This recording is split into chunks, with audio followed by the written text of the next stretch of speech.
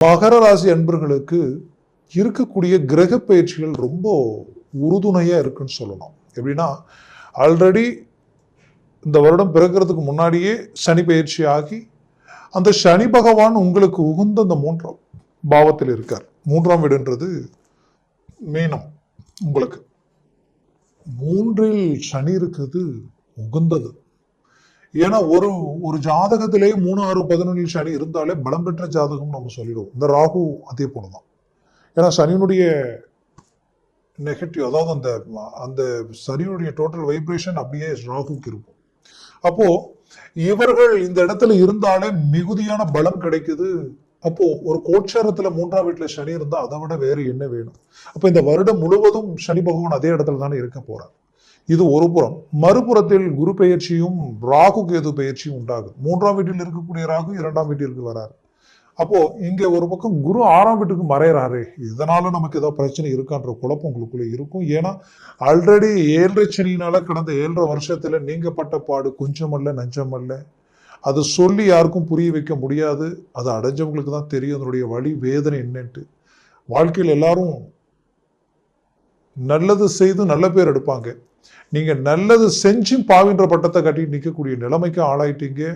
மற்றவங்களை நம்பி இன்னைக்கு வாங்காத கடனுக்கு வட்டியை கட்டக்கூடிய நிலைமைக்கு ஆளாயிட்டீங்க. ஓப்பனா சொல்லணும்னா, வைராக்கியத்துக்கும் நாணய நம்பிக்கைக்காக காப்பாத்துறதுக்காக கஷ்டப்பட்டு எவ்வளவோ கடன்றது சும்மா எங்கேயோ ஆரம்பிச்சது இன்னைக்கு எங்கேயோ போய் இன்னைக்கு வட்டிக்கு பணம் வாங்கி வட்டி கட்டுற அளவுக்கெல்லாம் நிலைமை போய் இன்னைக்கு இது எப்படி சரி செய்ய முடியுமான்ற அளவுக்கெல்லாம் குழப்பத்துக்கு ஆளாயிட்டீங்க. உங்களுக்கு எதிரில் நின்று பேச தகுதி இல்லாதவங்க கூட உங்களை விமர்சனம் பண்ணக்கூடிய ஒரு சூழல். அப்போ இது எல்லாத்தையும் கடந்து வந்த இந்த 7.5 சனியினுடைய தாக்கம் ஒரு புறம் இருந்தாலும், இப்போ இந்த வருடத்தோட இந்த கடந்த வருடம் முடிஞ்சு இப்போ இந்த வருடம் தொடங்கிய இந்த வருடம் உங்களுக்கு எப்படி இருக்க போகுதுன்றது ஒரு எதிர்பார்ப்பு. ஏன்னா நீங்க பட்ட கஷ்டம் வேற யாரு பட்டிருந்தாலும் இந்நேரம் அவ்வளவுதான் லைஃப்னு முடிஞ்சு போயிடுச்சுன்னு சொல்லிட்டு உட்காந்துருப்பாங்க. ஆனா எந்த அளவுக்கு அடி வாங்கி பாதிக்கப்பட்டு பலமான ரீதியில மன உளைச்சல் அடைஞ்சிங்களோ அந்த அளவு உங்களுக்கு வைராக்கியம் அதிகமாகி இன்னைக்கு சாதிக்கணுன்ற லட்சியத்தோட நிக்கிறீங்க. அது சரராசியாகப்பட்ட மகர ராசி என்பவர்களுக்கு மட்டுமே பொருந்தும். அப்படி உங்க முடிவு ஒண்ணு எடுத்துட்டீங்கன்னா அந்த முடிவுல எப்பவும் மாற்றம் இருக்காது. அந்த முடிவுல ஸ்ட்ராங்கா நிப்பீங்க, போல்டா பேசுவீங்க. யாரா இருந்தாலும், அது எப்பேற்பட்ட ஆளா இருந்தாலும் அந்த இடத்துல தெளிவான பதிலும் உங்களுடைய பேச்சும் என்னைக்குமே பின்னோக்கி போகாது, முன்னோக்கி தான் வரும். அப்பேற்பட்ட மகர ராசி அன்பர்கள் ஒரு செகண்ட் ஆடி போய் நிற்கக்கூடிய அளவுக்கு பிரச்சனைகளை கடந்து வந்தவங்களுக்கு இப்போ இந்த வருடத்துல குறிப்பா சனி பயிற்சி பெரிய லெவல்ல உங்களை டாப்ல கொண்டு போகக்கூடிய அருமையான கால அமைவுகள் இது இருக்க போகுது. அதுலயும் குறிப்பா சொல்லணும்னா, உங்களுடைய தொழில் ரீதியில் இணைக்கப்பட்ட பாதிப்புகளை சக்சஸ்ஃபுல் அடையிறதுக்குண்டான வழிகாட்டியாகவும் பலமான ரீதியில நின்று வெற்றிக்குரிய இடம், சக்சஸ்ஃபுல்லுக்குரிய இடம் அந்த 3ஆம் பாவம். அப்போ தொழில பெரிய லெவல்ல சக்சஸ் அடைய போறீங்க, வளர்ச்சி அடைய போறீங்க, பெரிய இலக்க உண்டாக்க போறீங்க. ஏன்னா பட்ட கடனை தீர்க்கணும்னா 6ஆம் இடம் பலவீனம் அடையணும். உங்களுக்கு 6ஆம் இடம் அப்படின்னு பாத்தீங்கன்னா, உங்களுக்கு கரெக்டா பாத்தீங்கன்னா மிதுனம். இந்த மிதுனத்துல ஏதாவது ஒரு பார்வை விழணும், ஏதாவது ஒரு கிரகம் போய் நிக்கணும். அப்போ உங்களுடைய ராசிக்கு இப்ப மிதுனத்துல பாத்தீங்கன்னா 5இல் இருந்த குரு 6ஆம் வீட்டுக்கு போறாரு. அந்தணன் தனித்து நின்றால் நின்ற இடம் பால்னு சொல்லுவாங்க. அந்த மாதிரி 6ஆம் வீட்டில நிற்கக்கூடிய இந்த கிரகத்தினால, இந்த குரு பகவானால 100% அங்க இருக்கக்கூடிய கடன் சுமைகள் தீரக்கூடிய வாய்ப்புகள் உங்களுக்கு பிறக்க போகுது, வழிகள் திறக்க போகுது. அதுல எந்த மாற்றமும் இல்லை.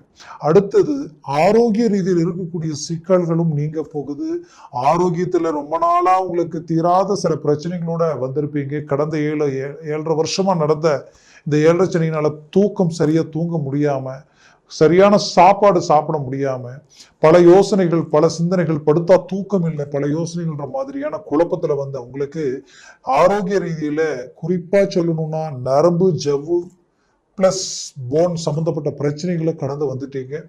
அந்த பிரச்சனைகள் ரொம்ப நாளா தீரலை. இது நம்மளுடைய வேலையவே செய்ய விடாத அளவுக்கு நமக்கு பாதிப்புகள். குறிப்பா பெண்களுக்கு இந்த பெயின் கிட்டத்தட்ட சிலருக்கு பேக் டிஸ்க், இடுப்பு, முட்டி வரைக்குமே பாதிச்சிருக்கும். சிலருக்கு கால் பாதம் வரைக்குமே ப்ராப்ளம் கொடுத்துருக்கும். அப்ப இந்த அளவுக்கு ஒரு சில பிரச்சனைகளோடு இருந்தவங்களுக்கு அந்த பிரச்சனைகளுக்கு ஒரு தீர்வு கிடைக்கும். நீங்க எடுக்கிற ட்ரீட்மெண்ட் சக்சஸ்ஃபுல் அடையும். சிலருக்கு எதுவுமே செய்யாம ஆட்டோமேட்டிக்காவே ரிலீஃப் ஆகக்கூடிய வாய்ப்புகள் உருவாகும். கவலைகள் வேண்டியதில்லை. அது மட்டுமல்ல, உங்களது முயற்சிகள் சக்சஸ்ஃபுல் அடையும். நீங்க ரொம்ப நாளா தீர்க்க முடியல நினைக்கிற பிரச்சனையை தீர்த்துருவீங்க. ஏன், குடும்ப ரீதியில நிறைய பிரச்சனைகளை சந்திச்ச உங்களுடைய வாழ்க்கையில, பிள்ளைகளுடைய வாழ்க்கையில அவங்க எடுத்து எது செஞ்சாலும் அது ஃபெயிலியர் ஆகுது, அவங்களால அடுத்த கட்டத்துக்கு போக முடியல என்ற வருத்தம் உங்களுக்குள்ள இருந்திருக்கும். அவங்க செய்த சில விஷயங்கள் அவங்களுக்காக செய்தது கடந்த காலகட்டங்களில் பிரச்சனையாக்கி அதை சரி செய்ய முடியாத நிலைமைக்கு ஆளாகி நின்றுருப்பீங்க. கண்டிப்பா இது எல்லாமே சுமூகமா உங்களுக்கு சாதகமா நடக்கக்கூடிய வாய்ப்புகள் கிடைக்க போகுது. அதுலேயும் பஞ்சம சம்பந்தப்பட்ட இடத்தில் இருந்த குரு பகவான் 6ஆம் வீட்டிற்கு வந்துட்டாரு. அவரது பார்வை டைரக்டா உங்களுடைய 12ஆம் பாவத்துல விழுது. கண்டிப்பா குடும்பத்துல தனுசு ராசி இந்த குரு பார்வை விழுறதுனால மகர ராசி அன்பர்களுக்கு வெளிநாடு வாய்ப்புகள் போகக்கூடிய வாய்ப்புகள் உண்டாகும். நீங்க பெற்ற பிள்ளைகளுக்கு அதற்குரிய முயற்சிகள் இருந்தால் அது சக்சஸ்ஃபுல் அளிக்கும். அதுல எந்த மாற்றமும் இல்லை.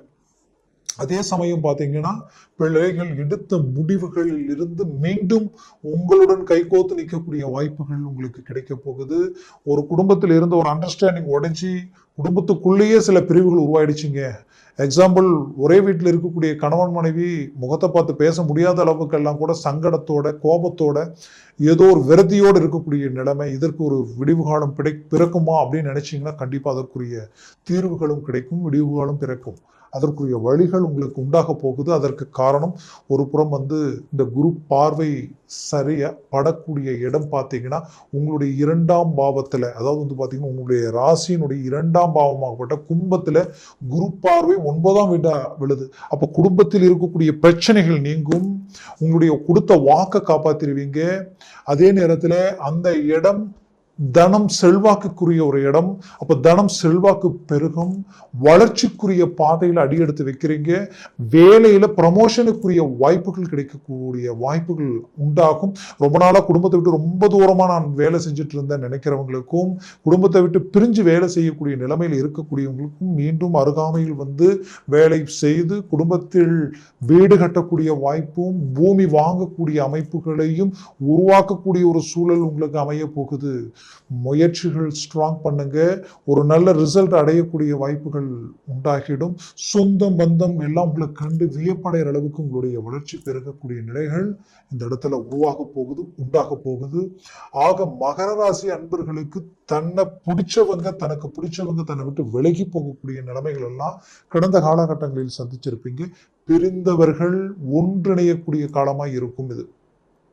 ஏன் நான் இது இவ்வளோ ஸ்ட்ராங்காக சொல்கிறேன்னா, உங்களுடைய அஷ்டமஸ்தானத்தில் இருக்கக்கூடிய குரு பார்வை 12ஆம் பாவத்தில் விழுது.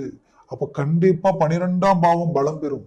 12ஆம் பாவம் பலம் பெற்றாலே மோட்சஸ்தானங்கள், சில விஷயங்களுக்கு முடிவுகள் கிடைச்சிடும், சில விஷயங்களுக்கு தீர்வுகள் கிடைச்சிடும். திருமணத்திற்குரிய முயற்சி எடுத்து ஃபெயிலியர் ஆகியிருக்கும் 7 சனியினால நிறைய அவமானங்கள், இதுதான் பொண்ணு, இதுதான் மாப்பிள்ளை எல்லாம் கூடி கடைசி நேரத்தில் ரிஜெக்ட் ஆகி அவமானங்களை சந்திக்கக்கூடிய நிலைகள். அப்ப அது எல்லாத்துக்கும் பதிலடி கொடுக்குற அளவுக்கு அருமையான வாய்ப்புகள் இந்த நேரத்தில் உண்டாகி குடும்பத்துல சுபகாரியங்கள் நடக்கும். ரொம்ப நாளா கல்யாணமாகி காரணமே இல்லாம கொஞ்ச நாள்லயே டைவர்ஸ் ஆயிடுச்சுங்க. டைவர்ஸ் ஆகிற அளவுக்கு போயிட்டு இருக்கு அப்படின்ற மாதிரியான பிரச்சனைகள் சரியாகி ஒன்றிணையக்கூடிய வாய்ப்புகள் பிறக்கும். டைவர்ஸே ஆயிடுச்சு, மறுமணத்திற்கு நான் முயற்சி எடுத்துக்கிட்டு இருக்கேன், வழிகள் பிறக்குமா நினைச்சேன்னா கண்டிப்பா கிடைக்கும். மூவ் பண்ணுங்க, அதற்குரிய வாய்ப்புகளும் உங்களுக்கு உண்டாகும். இதுல குறிப்பா சொல்லணும்னா, உங்களுடைய லக்ன பாவத்திற்கு உங்களுடைய ராசிக்கும் ஒரு சில தொடர்புகள் இருக்கு. எப்படின்னா, லக்னத்திற்கு நடக்கிற திசாபுதிகள் ரொம்ப அவசியம். அதே நேரத்துல இந்த கிரகங்கள் எத்தனை பரல்கள் அந்த ஜாதகத்துல இருக்குன்றது அவசியம். இதுல ஏதாவது டவுன் ஆச்சுன்னா டோட்டலா டவுன் ஆயிடுது. இதுல நல்ல ஒரு 7 பரல்ல இருந்துட்டா பெரிய லெவல்ல டாப் பொசிஷன்ல சக்சஸ்ஃபுல் அடையக்கூடிய வாய்ப்புகள் உங்களுக்கு கிடைச்சிடும். சாதிச்சு காட்டிடுவீங்க. அதனால உங்க ஜனன ஜாதகம் ரொம்ப அவசியம். ஒருவேளை எக்ஸாம்பிள், இப்போ உங்களுடைய லக்னம் உங்களுடைய ராசி மகர ராசின்னு வைங்க. ஒருவேளை உங்களுடைய லக்னம் உங்களுக்கு தனுஷு லக்னமா அமைஞ்சிடுச்சுன்னு வச்சுக்கோங்க, 100% குடும்பத்துல அமைதியா இருந்திருக்காது.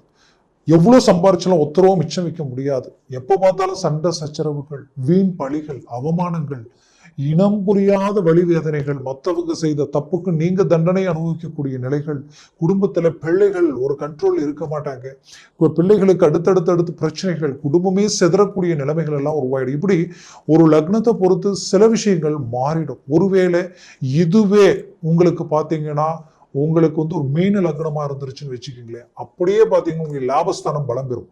லாபஸ்தானம் பலம் பெற்றாலே மிகுதியான செல்வாக்கு உருவாக்கிடும், வளர்ச்சி முன்னேற்றங்களை உண்டாக்கிடும். இப்படி ஒரு சில விஷயங்கள் பாத்தீங்கன்னா வேற லெவலுக்கு எல்லாத்தையுமே கொண்டு வந்து விட்டுரும்.